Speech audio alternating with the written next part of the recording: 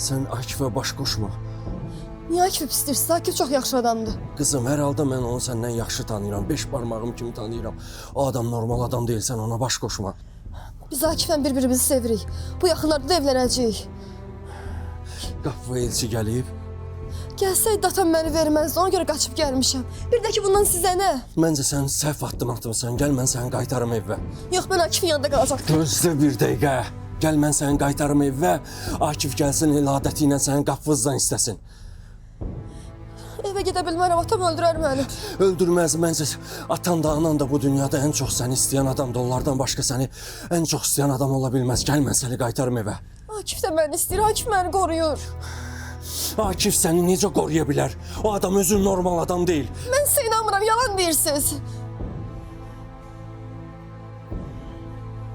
İstəyərdim deyəm ki, yaşayasan, görəsən, amma yazıqsan.